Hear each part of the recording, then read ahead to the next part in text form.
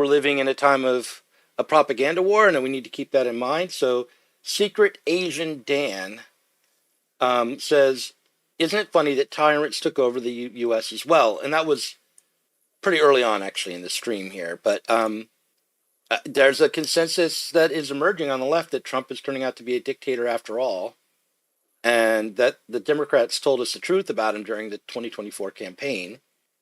And I think it's worth assessing this idea and starting with what they actually said about him at during the campaign, which was that here's one. Kamala Harris said in an interview that Donald Trump admires dictators and he wants to be one on day one if given the chance. Our democracy is at stake. Take it from those who know him best. If Donald Trump is reelected, he will fill the White House with loyalists, and there will be no one to check his worst impulses. But this claim hinges on the idea that Trump has a dangerous personality and character, because it's really pretty normal for new presidents, to appoint people to head up the federal bureaucracy who are loyal to the administration's agenda. But details do matter here. So the executive branch is kind of roughly divided up into tiers of independence. Agencies such as the Federal Reserve and the FCC and the NLRB are the most independent because the heads of these agencies cannot be removed without cause, and they're designed to be insulated from presidential influence. Whereas there are other agencies that are much more directly under the control of the president. The power and independence of the executive bureaucracy was not envisioned by the founding fathers, and the creation of these agencies was recognized at the time as breaking from the constitutional order.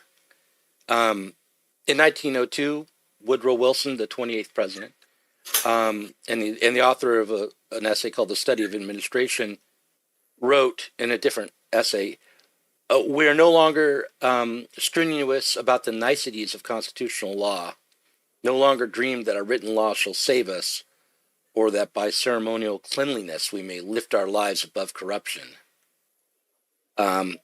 So I just think that the real historical context that we're in is that, and that we have been in for a while, is that the constitutional order is undergoing what Wilson called a Darwinian transformation. And one key aspect of the way that evolutionary process is played out is this: the force at work driving the evolution of administrative authority has been the demands and desires of what's called civil society, or just the people. The administration of the state is aimed at managing and often suppressing those demands.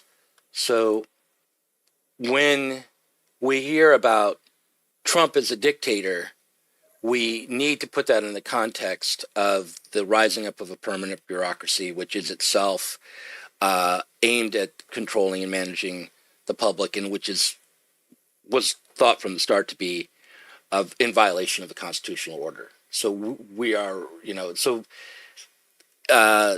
attempts to exert power and authority from the executive can be seen in, as an attempt to return to the constitutional order.